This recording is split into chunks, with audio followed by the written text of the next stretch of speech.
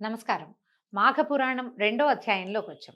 ఈ రోజున మాఘశుద్ధ విధియ మాఘమాసపు విధి విధానాల్లో ఆదివారం నాడు సూర్యారాధన విశేషంగా చెప్పబడుతుంది. మామూలుగా రోజువారీ ఉదయమే స్నానం చేసి సూర్యారాధన చేసుకోవాలి. మనం ముందే చెప్పుకున్నాం.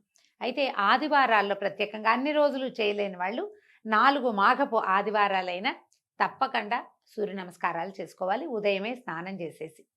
అయితే సూర్యారాధన విశేషంగా చేయదలుచుకున్న వాళ్ళు ఆదివారాలు పాలు పొంగించి పాయసం చేసి, మనం రథసప్తమి పాయసం ఎట్లా చేస్తాం, పాలని బాగా పొంగించి పొంగు వచ్చిన తర్వాత బియ్యం కొంచెం నెయ్యి కలిపిన బియ్యాన్ని వేస్తాం కడక్కండా. కొంతమంది ఇళ్లలో కడుగుతారు, బియ్యం విరగకూడదని నెయ్యి కలుపుతారు. కొంచెం నెయ్యి చుక్క వేసి బియ్యాన్ని ఇట్లా కలిపి ఒక 3 గుప్పెళ్ళ బియ్యం, ఒక అర లీటర్ పాలకి ఒక 3 గుప్పెళ్ళ బియ్యం సరిపోతాయి, అంతకంటే పట్టవు.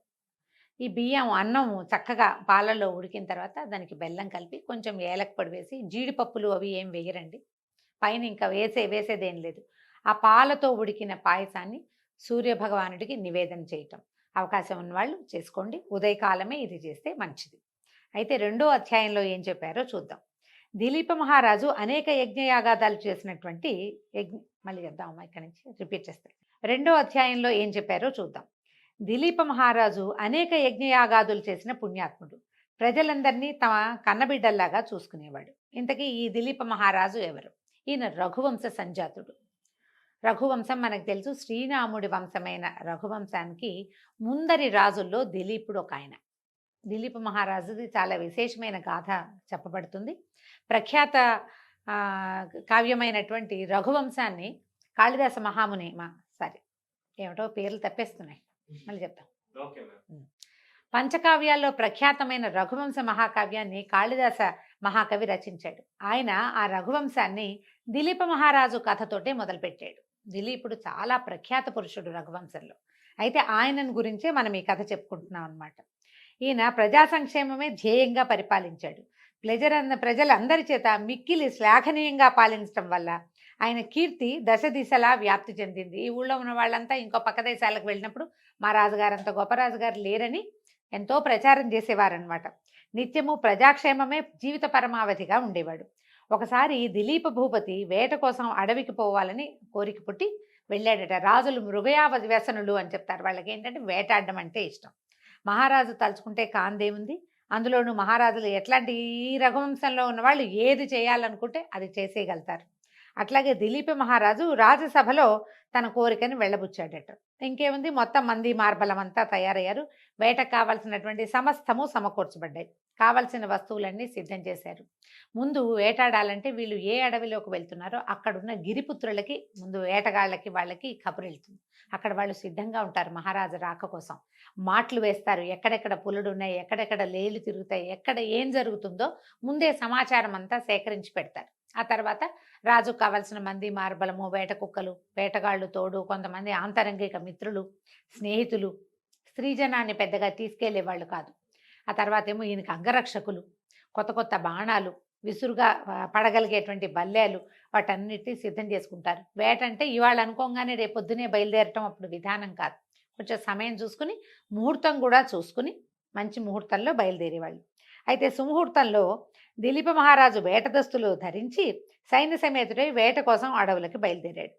ఈయన వేట కోసం ఎంచుకున్న అడవి మిక్కిలి క్రూర జంతువుల మయమైనది, బాగా భయంకరమైన అడవి, దట్టమైన అడవట. చీమలు దూరని చిట్టడవి, కాకులు దూరని కారడవి అని చెప్తారు. దండకారణ్యము వంటి బాగా ఘోరమైన అరణ్యం, బాగా చిక్కగా ఉంటుందన్నమాట అది. అయితే అవి ఏం చేస్తున్నాయంటే, అరణ్యం నుంచి క్రూర జంతువులు సమీప గ్రామాల మీద పడి మనుషుల్ని, పశువుల్ని చంపి నానా భీభత్సము, భయోత్పాతాన్ని సృష్టిస్తున్నాయి. అందుకని ఈయన ఈ ప్రాంతానికి వేటకు వెళ్తే వాటిని దుష్ట శిక్షణ, శిష్టరక్షణ అవుతుంది. క్రూర జంతువులను కొన్నిటిని చంపేస్తే మిగిలినవి ఆ పక్కకి రాకుండా ఉంటాయి, ఇక్కడ వేట జరుగుతుందని భావించి, తద్వారా చుట్టుపక్కల గ్రామాల్లో ఉన్నటువంటి ప్రజలు వాళ్ళు రక్షింపబడతారని ఆయన ఆ ప్రాంతానికి వేటకు వెళ్దామనుకున్నాడు. సరే, మళ్ళీ క్రమంగా ఒక కొద్ది రోజుల్లోనే ఆ సమీపంలో ఉన్న గ్రామాలకి క్రూర జంతువుల బెడదంతా తప్పించేసాడు. మొత్తానికి జరిగింది. అరణ్యంలోకి ప్రవేశించిన తర్వాత ఎన్నో క్రూర మృగాల్ని కనబడకుండా చెట్ల చాటున, పొదల మాటున రహస్యంగా పొంచి ఉండి కనిపించిన క్రూర మృగాలన్నీ తన సమూహంతో కలిసి చంపేశాడు. పరివారం అంతా కూడా దీంట్లో నిమగ్నమైంది. ఇలాగా లెక్కలేనన్ని రోజులు ఉండి లెక్కలేనన్ని మృగాలని వధించారట. దిలీపుడు ఒకనాడు మృగంపై బాణం వేయగా అది తప్పించుకొని పారిపోయింది. మృగం అంటే లేడండి, అది చాలా బలంగా ఉంది, బాగుంది, కొట్టాడు. ఆయన వెనక ముందు చూసుకోలేదు, అది పరిగెత్తింది, దెబ్బ తగిలింది కానీ పడిపోలేదు. అది పరిగెత్తేసరికల్లా పట్టు విడవక మహారాజు కూడా దాని వెనకాల పడి పరిగెత్తాడట. ముందు మృగము, వెనకాల దిలీపుడు. ఈ దిలీపుని వెనకాల ఆయన పరివారం అంతా పరిగెత్తింది. అందుమారి జనాలు వెళ్తారు, అంగరక్షకులు, ఆయనకి వేటగాళ్ళు సహాయం వచ్చేవాళ్ళు. మధ్యలో ఏదైనా అనుకోని ప్రమాదం వస్తుంది కదా, అందరూ కలిసి ఆ పక్కకి పరిగెత్తడం మొదలుపెట్టారు. ఈ పారిపోయిన మృగం పరుగు పరుగున ఒక దట్టమైన కీకారణ్యంలోకి ప్రవేశించింది. వాటికి పారిపోయేందుకు ఆనుపాను అడవులు తెలుసుంటాయి కదా జంతువులకి. ఎక్కడికి వెళ్తే తను ఎవరికి కనపడకుండా ఉంటుందో ఆ ప్రాంతం వైపుకి లీడ్ చేసేసింది రాజుగారు, నా పక్కకి వెళ్ళిపోయింది అనమాట. పరిగెత్తి పరిగెత్తి పరిగెత్తి దిలీప మహారాజు అలసిపోయాడట. ఆయనకి విపరీతంగా దాహం వేయటం మొదలుపెట్టింది. పరివారం అంతా నీళ్ల కోసం వెతకటం మొదలుపెట్టారు. వెతగ్గా వెతగ్గా వాళ్ళకి అక్కడ ఒక పెద్ద సరస్సు కనిపించింది. ఒక చెట్టు ఎక్కాడు ఒకడు, ఆ పై చెట్టు తాలూకు పై కొమ్మ మీద నుంచి చూసి, ప్రభు ఇక్కడి నుంచి తూర్పుగా గనక నడిస్తే అక్కడ మంచినీళ్ళు ఉన్నాయి అంటే మేము ఎవరవో తెస్తామన్నారు. ఈయన అన్నాడు, తేవటం ఎందుకు, ఎవరికి దాహం వేస్తే వాళ్లే తాగితే సరిపోతుంది, అటువంటి నేను వెళ్తానని చెప్పి ఈయన ఏం చేశాడు, బయలుదేరాడటట్టు. వెతగ్గా వెతగ్గా కనపడింది. బతుకు జీవుడా అంటూ దిలీపుడు పరివారం అంతా కూడా ఆ వైపుకి, నేను ఇక్కడ రెస్ట్ తీసుకోను, నేను కూడా వస్తానన్నాడు. అందరూ వెళ్తే అదొక పెద్ద సరస్సు. దాని నిండా తామర పువ్వులు, చుట్టూతా ఏవో చెట్లున్నాయి, ఎన్నో పక్షులకి ఆలవాలంగా ఉంది. జంతువులు దాహం తీర్చుకునే రేవులు కూడా కనపడుతున్నాయి. ప్రశాంతంగా ఉంది, ఏ మృగాలు లేవు, నీరంతా తేటగా చాలా బాగుందట. సరే ఏం చేశారు వీళ్ళు, మంచినీళ్ళు తాగేశారు. అందరూ కలిసి కడుపు నిండా నీరు తాగి దాహం తీర్చుకున్నారు. కొన్ని మృగాలు కూడా వస్తున్నాయి. సరే ఆ పక్క నుంచి, ఆ పక్క అవతల పక్క నుంచి లేళ్ళు అవి వస్తుండేసరికల్లా వీళ్ళు ఏం చేశారు, ఇక నీళ్ల గోల పడలేదన్నమాట. వేట మీద ఉన్నారు కదా, ఆ కనపడుతున్న మృగాల్ని కూడా సంహరించి వాటన్నిటినీ కూడా తమ తాలూకు ఈ గుర్రాల మీద వాటి మీద వేసుకుని తిరుగు ప్రయాణం కట్టేశారు. వెనక్కి తిరిగి వస్తున్నారట. వేట నుంచి తిరిగి వస్తున్న దిలీప మహారాజుకి మార్గ మధ్యంలో ఒక వృద్ధ బ్రాహ్మణుడు ఎదురయ్యాడు. ఎదురైతే సద్బ్రాహ్మణుడైన వృద్ధ బ్రాహ్మణుడు ఆ మిక్కిలి బ్రహ్మతేజస్సుతోటి వెలిగిపోతున్నాడు, సర్వజ్ఞానిలాగా ప్రకాశిస్తున్నాడు. అతని ముఖవర్చస్సు ఎట్లా ఉందంటే ఆయన చూస్తే ఎవరైనా ఆకర్షితులు కావాల్సిందేనట. అయితే చక్కగా ఉన్నాడు, నమస్కారం చేయాలనే భావన పుట్టించేలాగా ఉన్నాడు. ఈ దిలీప మహారాజు కూడా సహజంగా బ్రాహ్మణ భక్తి ఉండేది రాజులకి. ఈయన మరీ భక్తుడు. ఈయన ఏం చేశాడు, ఆయన్ని చూడంగానే గుర్రం దిగి 2 చేతులు జోడించి, నమస్కారం పండితోత్తమ, మీ దర్శన భాగ్యం చేత నా జన్మ ధన్యమైంది, నేను ఈ రాజ్యానికి అధిపతిని, నన్ను దిలీప చక్రవర్తి అంటారు, నన్ను ఆశీర్వదించండి అని నమస్కారం చేశాడు. ఆ వృద్ధ బ్రాహ్మణుడు దిలీప మహారాజుని ఎగాదిగా చూసి ఆ పాదమస్తకము పరిశీలించాడు. పరిశీలించి, మహారాజా, సరస్సులో ఉన్న నీటిని తాగి దాహం తీర్చుకుని వెళ్ళిపోతున్నావు, ఇది మాఘమాసమని, సరస్సులో స్నానం చేయాలని తెలీదా నీకు అని అడిగాడు. అడిగేసరికి ఈయన ఆశ్చర్యపోయాడు. ఈ మాఘమాస మహాత్యం గురించి నీకెవరూ చెప్పలేదా, మాఘమాసం స్నానం, ఈ మాఘంలో చేసేటువంటి స్నానం అత్యంత పుణ్యదాయకమని నీకు తెలియదా అని ప్రశ్నించాడు. ఇప్పుడు వీళ్ళు చీకటి పడేదాకా ఇక్కడ తిరిగారు అనుకుందాం. తిరిగారు, ఆ రాత్రికి దాహం తీర్చుకోవడానికి ఇక్కడికి వచ్చారు, మంచినీళ్ళు తాగారు, అక్కడ రెస్ట్ తీసుకుని ఉంటారు. తెల్లవారుజామున చాలా జంతువులు దాహం తీర్చుకోవడానికి వస్తాయి, వీళ్ళు ఆ జంతువులన్నిటినీ సంహరించారు. సూర్యోదయం అవుతూ ఉండగా వెనక్కి మరలి వస్తున్నారు. సూర్యోదయం అయ్యింది. ఈయన వేట నుంచి వేట దుస్తులతోటి స్నానం చేసిన వాళ్ళగా కనపడరు. వేట దుస్తులు వేరేగా ఉంటాయి, కొంచెం తోళ్లతో చేసినవి, చర్మంతో చేసినవి, అవి వస్త్రాభరణాలు విశేషంగా ధరించుంటారు. బ్రాహ్మణోత్తముడికి తెలిసిపోయింది ఈయన స్నానం చేయలేదు అని. వెనకాల ఉన్న సరస్సు, ఆ సరస్సు దగ్గర నుంచి వస్తున్నవాడు దాహం తీర్చుకుని వస్తున్నాడనే అర్థమైంది తప్ప స్నానం చేయలేదని క్లియర్గా తెలుస్తుంది. ఆయన ఇట్లా అడిగేసరికల్లా దిలీప మహారాజు ఆశ్చర్యపోయాడు. విప్రోత్తమ, నిజంగా నాకు మాఘమాసం గురించి తెలియదు స్వామి, నేను మృగయా వినోదినై అడవికి వచ్చి చాలా రోజులైంది, ఎంతో కాలం అని చెప్పాం కదా, ఆయన నిన్న మొన్న రాలా, చాలా రోజులు అడవిలో డేరా వేసుకుని ఉన్నారు. ఈ రోజునే వాళ్ళు వెనక్కి తిరిగి పోదలుచుకున్నారనమాట. అడవిలో ఉండిపోవటం వల్ల నాకు ఈ విషయం తెలియలేదు, అయినా నేను రాజ్యంలో ఉంటే నా గురువుల ద్వారా విషయం తెలుసుకునేవాడిని, ఇక్కడ నాకెవరు విశదపరుస్తారు స్వామి, రాజప్రాసాదంలో ఉంటే పురోహితులైనా చెప్పేవాళ్ళు, నాకు ఆ అవకాశం లేదు, కాబట్టి మీరు నా యందు దయతలిచి ఆ విషయం ఏమిటో చెప్పండి అన్నాడు. అనేసరికల్లా ఇప్పుడు ఈయన ఏం చెప్పాడు, అట్లయితే రాజా, ముందుగా సరస్సులో స్నానం చేసి శుచివవు, పవిత్రుడవవు, తర్వాత మాఘమాస మహాత్మ్యాన్ని తెలుసుకునే విధానాన్ని తెలియజేస్తానన్నాడు. అనగానే ఇక మళ్ళీ అక్కడ ఆగారు. పరివారాన్ని అంతా ఆపి స్నానం చేసి వస్తానని చెప్పి ఇంకొంతమంది కూడా చేసుంటారు బహుశా. అందరూ చేయవలసిందే. ఇది ఎవరో రాజుగారో ఓ బ్రాహ్మడో ఎవరో చేయవలసింది కాదండి. పసిపిల్ల బాలాది ప్రతి వాళ్ళు చేయవలసిందే.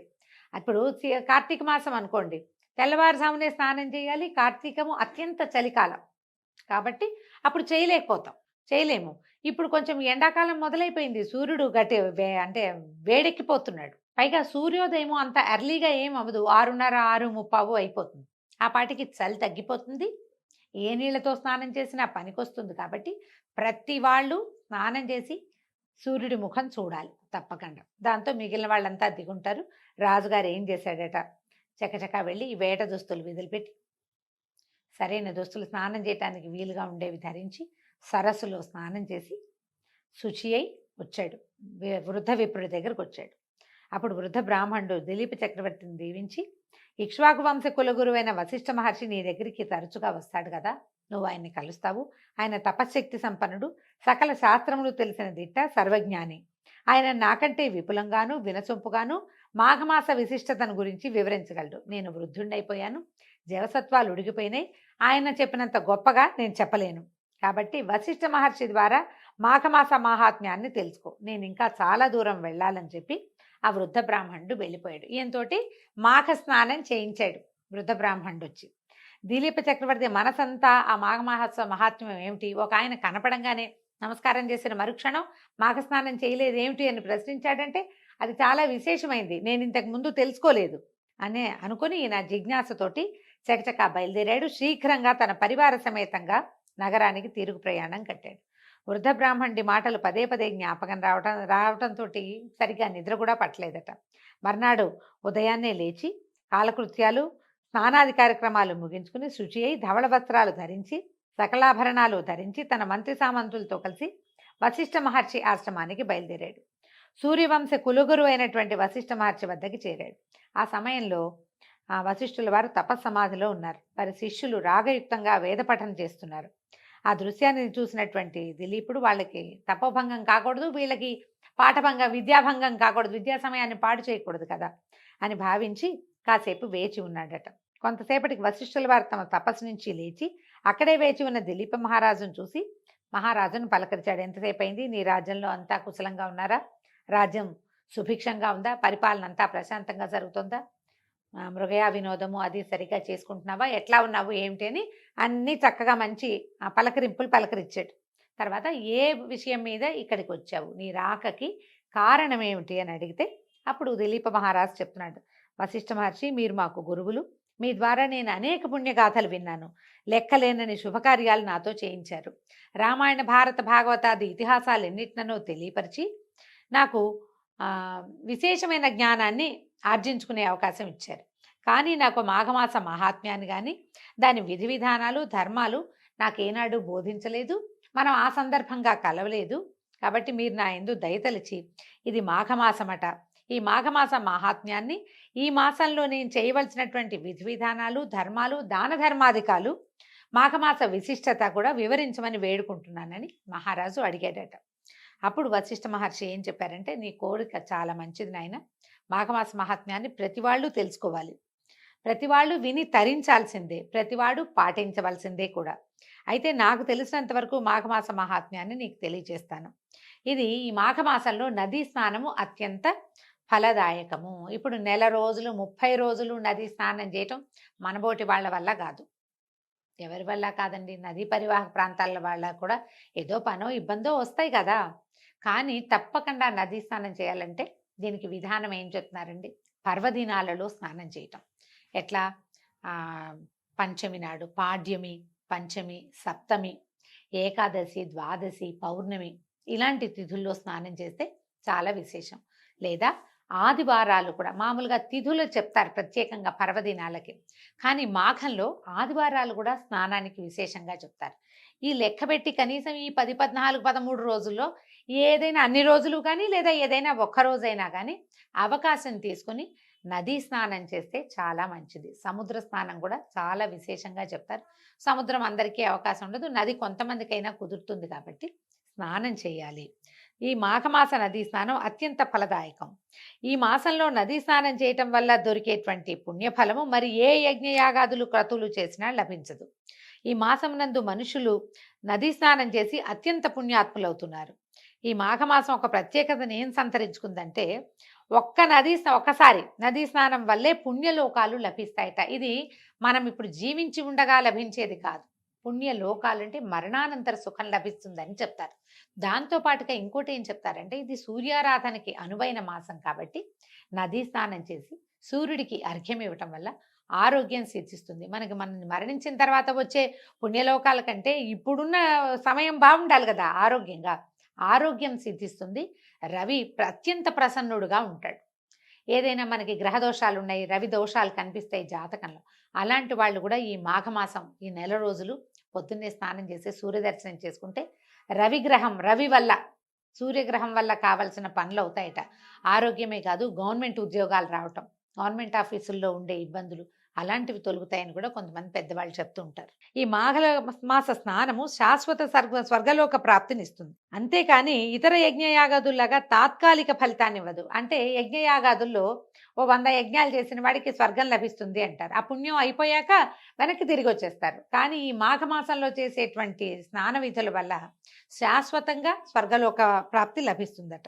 అందువలన ప్రతి వాళ్ళు కూడా ఈ నెల రోజుల పాటు కాకపోయినా పర్వదినాల్లో అయినా కనీసం ఆదివారాల్లో అయినా నదీ స్నానమో ఇంట్లో స్నానమో చేసి సూర్య దర్శనం చేయటం వల్ల మాఘమాసంలో సూర్య దర్శనం చేసిన ఫలితం వల్ల ఇహంలో ఆరోగ్యము, పరంలో స్వర్గలోక ప్రాప్తి లభిస్తాయని చెప్తున్నారండి. దీంతో 2వ రోజు పారాయణ పూర్తయింది. రేపు ఉదయం మళ్ళీ 3వ రోజు పారాయణతో కలుసుకుందాం. నమస్కారం.